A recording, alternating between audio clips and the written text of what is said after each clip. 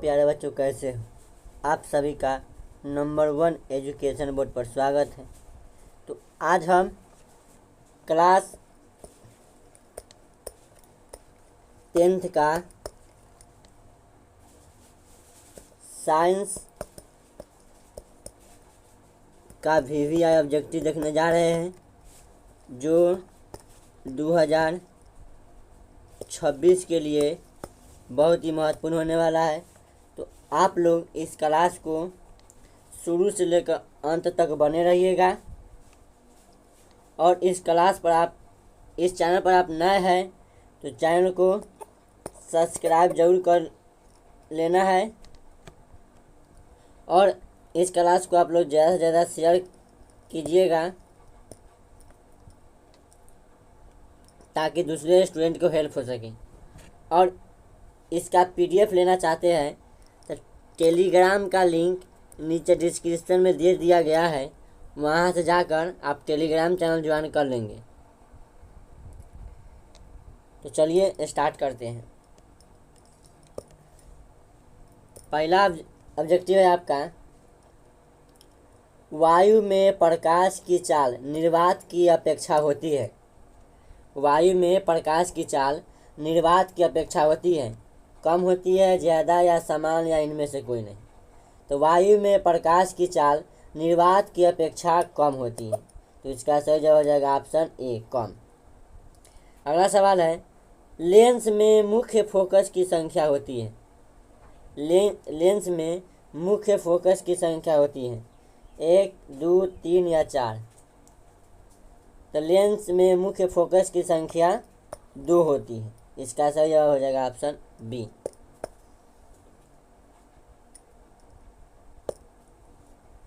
अगला सवाल है, विद्युत का अच्छा चालक है। विद्युत का अच्छा चालक है लकड़ी, प्लास्टिक, कार्बन या चांदी।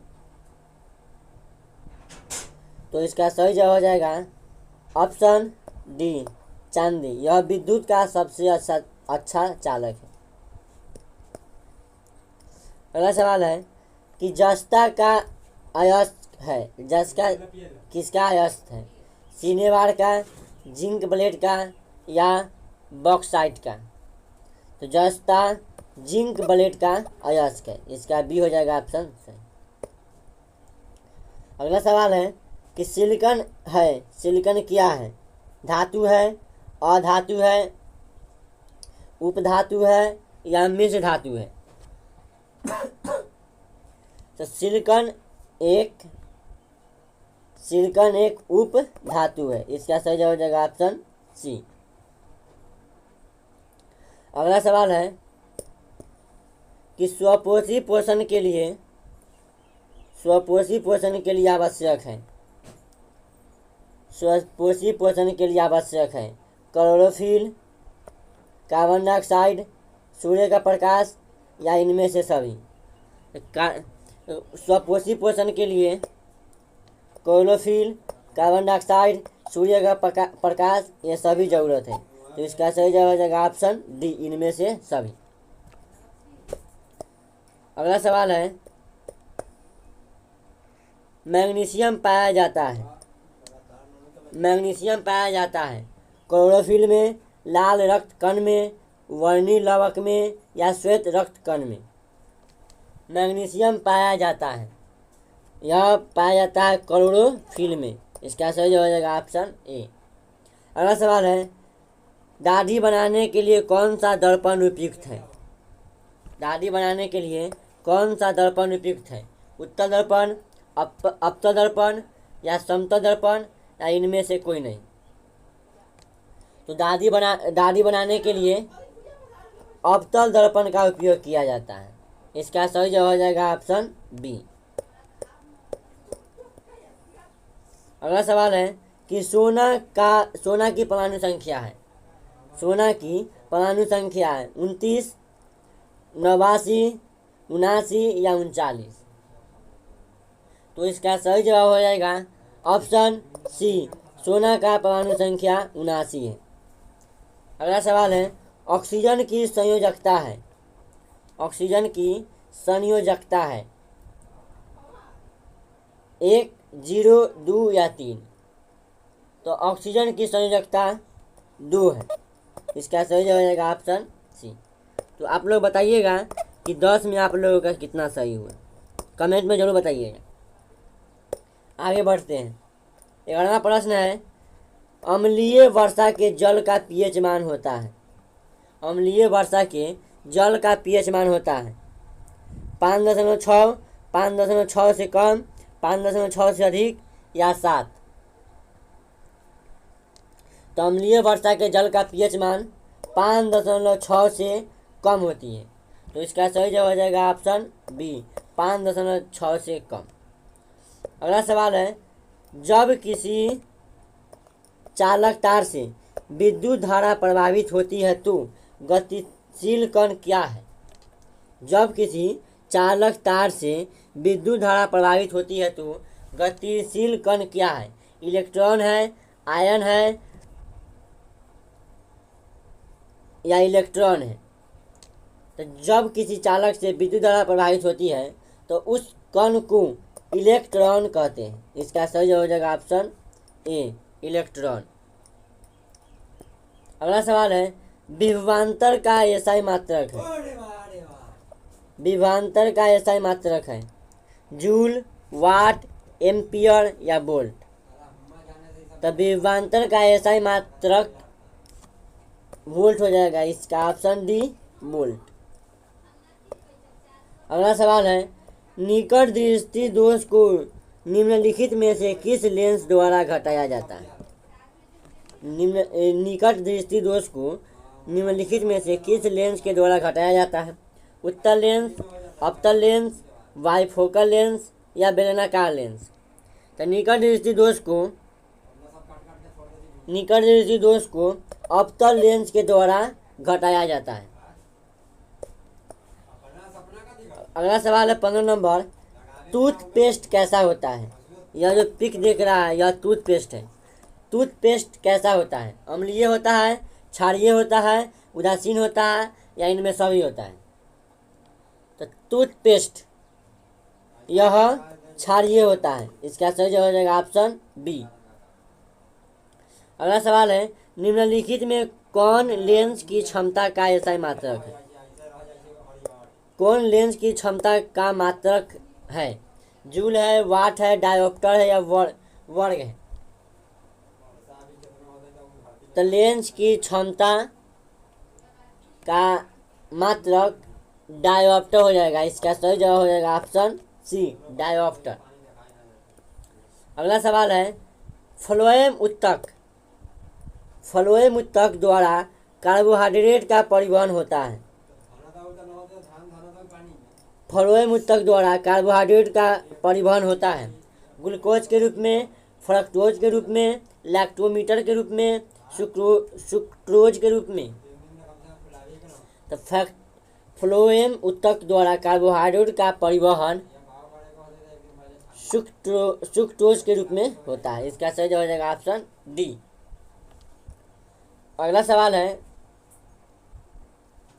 निम्नलिखित में से कौन गैस चूने के पानी को दूधिया कर देता है। निम्नलिखित में कौन सा गैस है जो चूने के पानी को दूधिया कर देता है। Cl2, SO2, CO2 या O2। तो इसका सही जवाब हो जाएगा ऑप्शन सी, CO2 गैस के चूने के पानी को दूधिया कर देता है, CO2। अगला सवाल है, टॉर्टिक अम्ल निम्नलिखित में से किसमें पाया जाता है। टॉर्टिक अम्ल किसमें पाया जाता है। टमाटर में, संतरा में, सिरका में या इमली में। तो टॉर्टिक अम्ल इमली में पाया जाता है। इसका सही जवाब हो जाएगा ऑप्शन डी, इमली। अगला सवाल है, एस्टोमाटा के खुलने और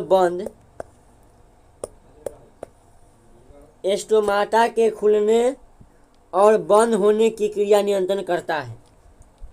द्वार कोशिका द्वारा, सहचर कोशिका द्वारा, चारण कोशिका द्वारा या मूल रोम द्वारा। तो एस्टोमाटा के खुलने और बंद होने की क्रिया नियंत्रण करता है, यह द्वार कोशिका द्वारा नियंत्रण करता है। इसका सही जवाब हो जाएगा ऑप्शन ऑप्शन ए। तो आप लोग बताइएगा कमेंट में कि आप लोगों का 20 में कितना सही हुआ। आगे बढ़ते हैं 21 नंबर सवाल। अम्ल का पीएच मान होता है, अम्ल का पीएच मान होता है 7 से कम, 7 से अधिक, 7 या 14। तो अम्ल का पीएच मान 7 से कम होता है और क्षार का पीएच मान 7 से अधिक होता है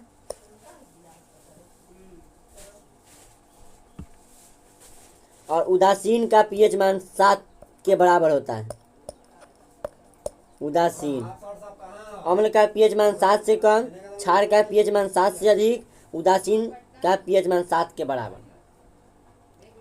अगला सवाल है, धोने का सोडा का आणविक सूत्र है। धोने का सोडा का आणविक सूत्र है Na2CO3 इंटू में हो जाएगा यहाँ 10H2O, Na2CO3 into 10H2O, SO2, SO4, Fe2SO4। धोने का सोडा का आणविक सूत्र हो जाएगा, इसका सही जवाब हो जाएगा ऑप्शन ए, Na2CO3 इंटू में 10H2। अगला सवाल है, निम्नलिखित में से कौन नेत्र का रंगहीन भाग है। नेत्र का रंगहीन भाग कौन है? कॉर्निया है, रेटिना है, परितारिका है या पुतली है।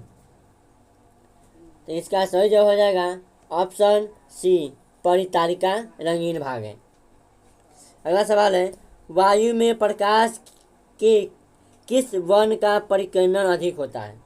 वायुमंडल में प्रकाश के किस वर्ण का परिकीर्णन अधिक होता है। लाल रंग का, पीला रंग का, नीला रंग का या नारंगी का। तो इसका सही जवाब हो जाएगा ऑप्शन सी, नीला। वायुमंडल में नीला रंग का परिकीर्णन सबसे अधिक होता है।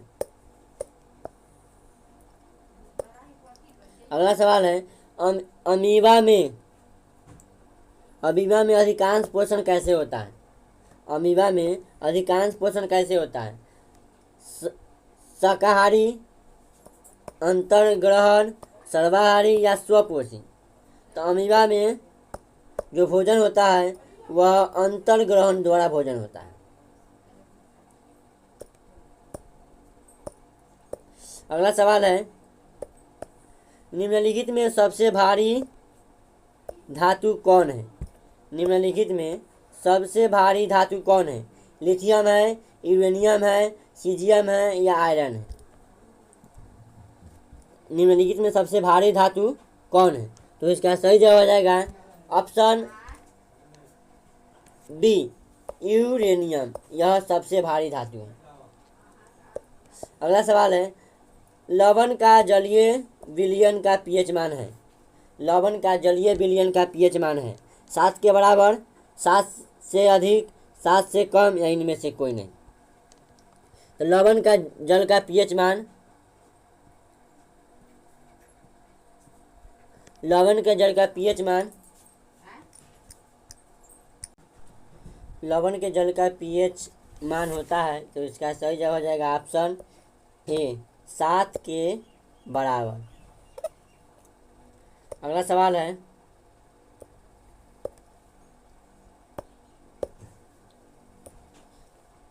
है, यदि किसी बीम का प्रतिबिंब का आवर्धन ऋणात्मक हो तो उस प्रतिबिंब की प्रकृति क्या होगी। यदि किसी बीम का आवर्धन ऋणात्मक हो तो उस प्रतिबिंब की प्रकृति क्या होगी। वास्तविक और उल्टा, वास्तविक और सीधा, वास्तविक आभासी एवं सीधा, आभासी एवं उल्टा।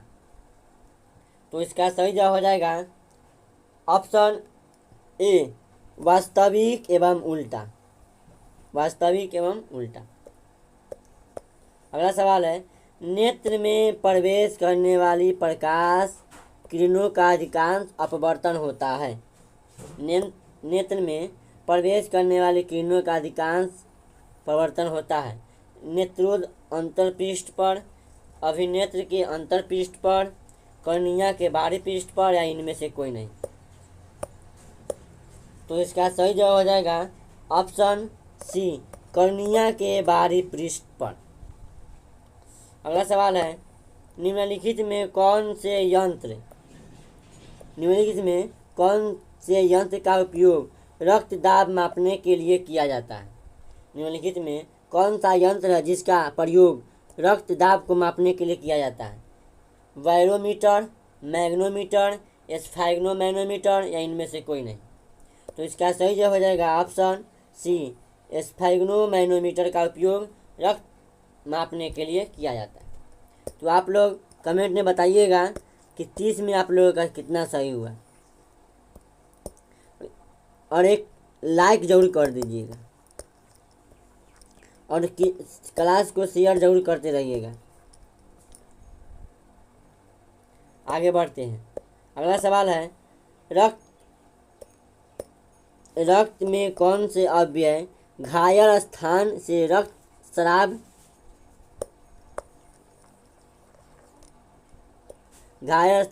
स्राव के मार्ग को रक्त का थक्का बनाकर अवरुद्ध करता है? यानी रक्त का कौन सा अवयव घायल स्थान को रक्त स्राव के मार्ग को रक्त का थक्का बनाकर अवरुद्ध करता है? लाल रक्त कोशिका यानी आरबीसी, श्वेत रक्त कोशिका यानी डब्ल्यूबीसी, प्लेटलेट्स या लसिका? तो इसका सही जवाब हो जाएगा ऑप्शन सी, प्लेटलेट्स। यही है जो थक्का बनाने का अवरुद्ध करता है।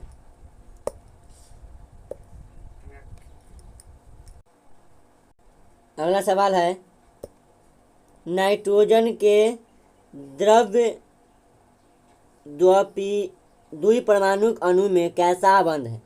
नाइट्रोजन के द्विपरमाणुक अणु में कैसा बंध है? तो नाइट्रोजन के द्विपरमाणुक अणु में त्रि-आबंध है। ऑक्सीजन के द्विपरमाणुक अणु में द्विआबंध है, और हाइड्रोजन में एक आबंध है। तो पूछा गया है नाइट्रोजन के अनुमानिक में कितने आबंध है, द्विपरमाणुक में कैसा आबंध है? तो इसका सही जवाब हो जाएगा नाइट्रोजन में 3 है। तो इसका सही जवाब हो जाएगा ऑप्शन सी, त्रि-आबंध। अगला सवाल है,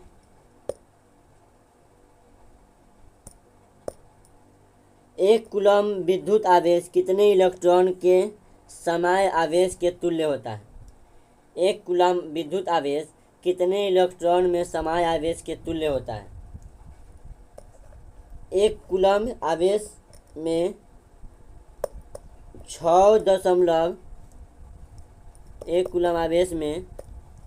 6.25 गुने 10 के पावर 18 इलेक्ट्रॉन होते हैं।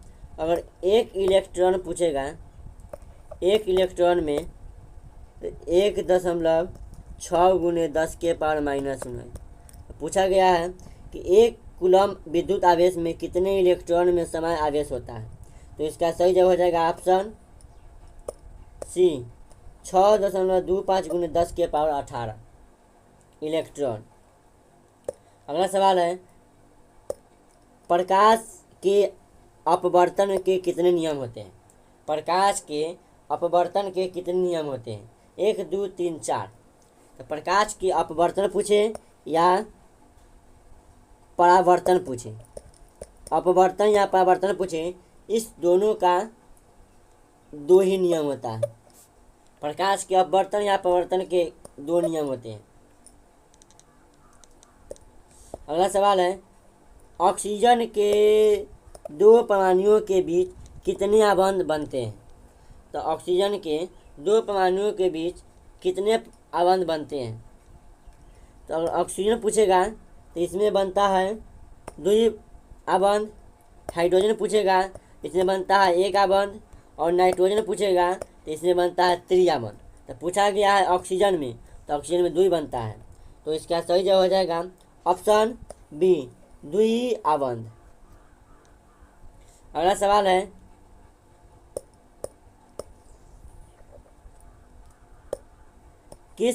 किसी अंतरिक्ष यात्री को आकाश कैसा प्रतीत होता है?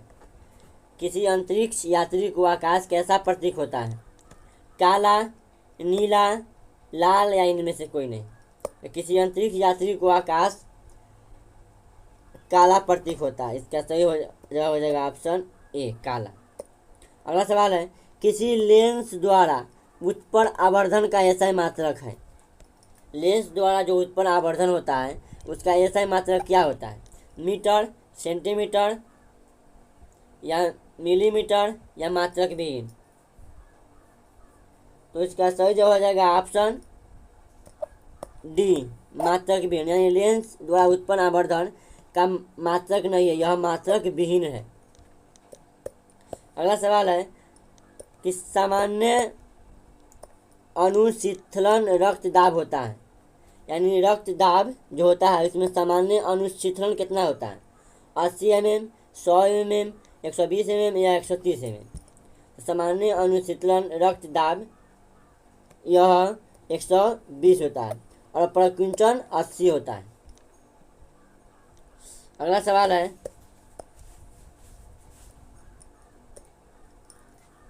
सवाल है हमारा शरीर का जो हमारा शरीर है उसका पीएच प्लस कितने के बीच कार्य करता है? 4.0 से 4.8 तक, 5.0 से 5.8 तक, 6.0 से 6.8 तक, 7.0 से 7.8 तक। तो हमारा शरीर का जो पीएच प्लस होता है यह 7.0 से 7.8 के पीएच प्लस के बीच कार्य करता है। अगला सवाल है विद्युत आवेश का एसआई मात्रक है। विद्युत आवेश का एसआई मात्रक क्या है? वोल्ट है, ओम है, एम्पियर है या कूलम है? तो विद्युत आवेश का एसआई मात्रक कूलम है। इसका सही ऑप्शन हो जाएगा डी। तो आप लोग कमेंट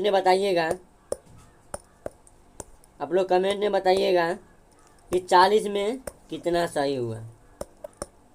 क्लास को लाइक भी करते रहिएगा।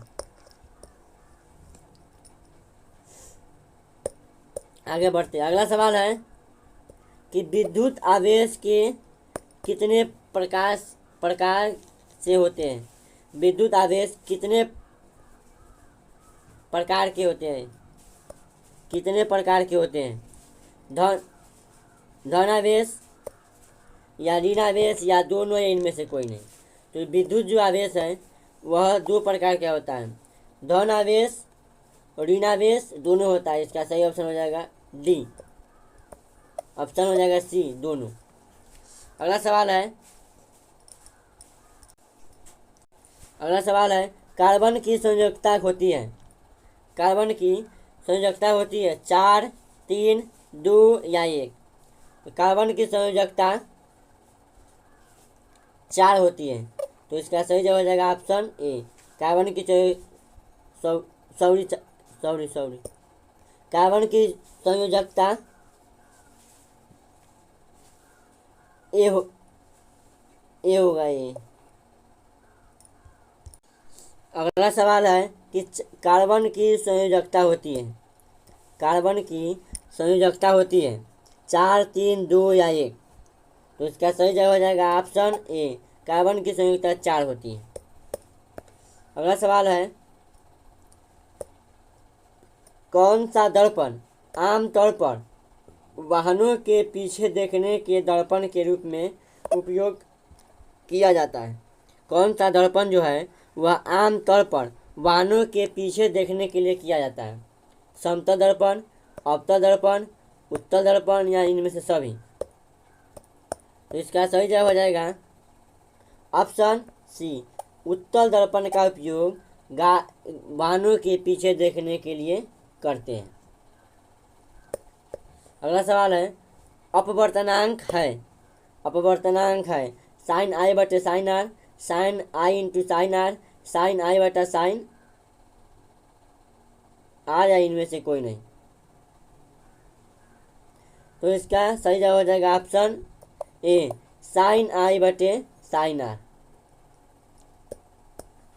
अगला सवाल है क्रायोलाइट किस धातु का अयस्क है?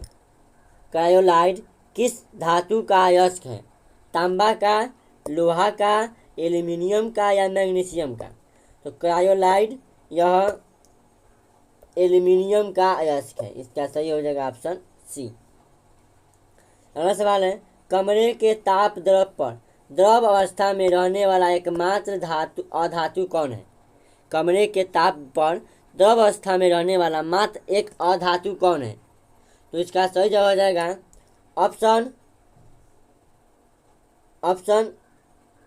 D, bromine. यही है जो कमरे के ताप द्रव में रहने वाला एकमात्र अधातु है।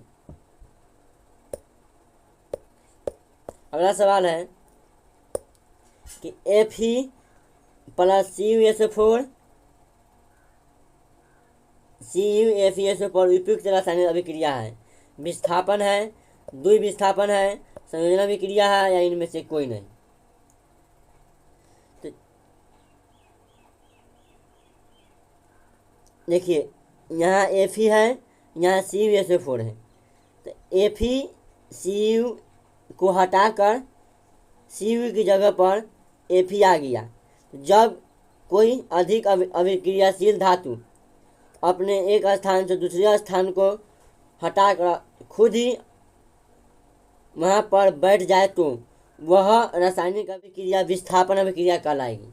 जब कोई रासायनिक अभिक्रिया किसी कम अभिक्रियाशील को हटाकर खुद अपने उस स्थान को ग्रहण कर ले, जैसे मैं यहाँ FeCu को हटा दिया और खुद ही अपना वहाँ स्थान ग्रहण कर लिया, तो बन गया Cu प्लस FeSO4।